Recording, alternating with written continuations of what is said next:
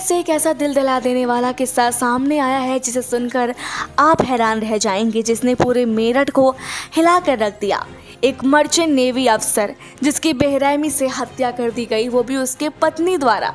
आखिर उस navy merchant की क्या गलती थी जो उसे इतने दर्दनाक हत्या सहनी पड़ी? आइए जानते हैं इस पूरी वीडियो में। एक नेवी मर्चेंट जिसका नाम था सौरभ राजपूत, वो 24 फरवरी को अपनी 6 साल की बेटी के जन्मदिन मनाने के लिए लंदन से मेरठ लौट रहा था। लेकिन उन्हें क्या पता था कि उनके अपने ही घर में उनके खिलाफ एक भयानक साजिश रची जा रही है। जी हाँ, सौरभ की पत्नी मुस्कान, जिसका अफेयर एक लड़के से चल रहा था और लड़के का नाम था साहिल शुक्ला। अब कहानी यहाँ से और भी ज़्यादा डरावनी हो जाती है।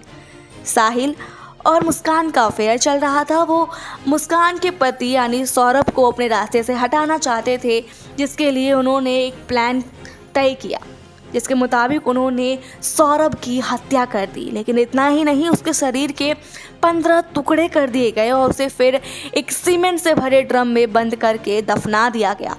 ये सुनने में ही कितना खौफनाक है, किसी के शरीर के 15 टुकड़े कर देना। क्या ये इतना आसान होता है? लेकिन इतना ही नहीं, सौरभ की मौत के बाद भी उसके घर वालों को शंका तक नहीं होने दिया मुस्कान और साहिल ने। जी हाँ, जो मुस्कान है वो अपने पति के फ़ोन से उसकी फैमिली से बात करती रही। 6 मार्च को सौरभ की बहन चिंकी को उसके ही भाई के नंबर से एक मैसेज आया, क्या तुम होली पर मेरठ आओगी? बहन ने सोचा कि ये सौरभ ही है और उसने कहा हाँ, लेकिन ऐसा कैसे हो सकता है, सौरभ तो इस दुनिया में है ही नहीं। फिर 8 मार्च को मैसेज आया, यहाँ बहुत ठंड है, बेटी को लाना ठीक नहीं होगा। सब कुछ इतना नॉर्मल लग रहा था कि किसी को शक तक नहीं हुआ। फिर होली पर भी सौरभ के फ़ोन से शुभकामनाएं भेजी गई, लेकिन हकीकत तो कुछ और ही थी। जब चिंकी ने 16 मार्च को पहली बार अपने भाई को कॉल किया तो उसका कोई जवाब ही नहीं मिलता, और मिलता भी कैसे।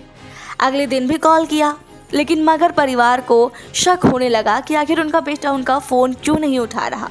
इसके बाद उन्होंने पुलिस में शिकायत दर्ज कराई, जिसके बाद खुलासा हुआ कि जिस इंसान से बहन इतनी देर बात कर रही थी वो दरअसल मर चुका था, और वो तो उसकी भाभी थी जो उनका भाई बनके उससे रोज़ बात करती थी। इसके अलावा पुलिस ने इन दोनों को गिरफ्तार कर लिया।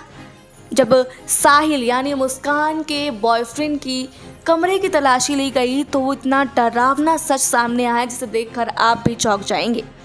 जी हाँ, जब उसके कमरे की तलाशी ली गई तो वहाँ पर दीवारों पे अजीबोगरीब चित्रकारी पेंटिंग्स देखी गई, जो कुछ काले जादू जैसा संकेत देती है।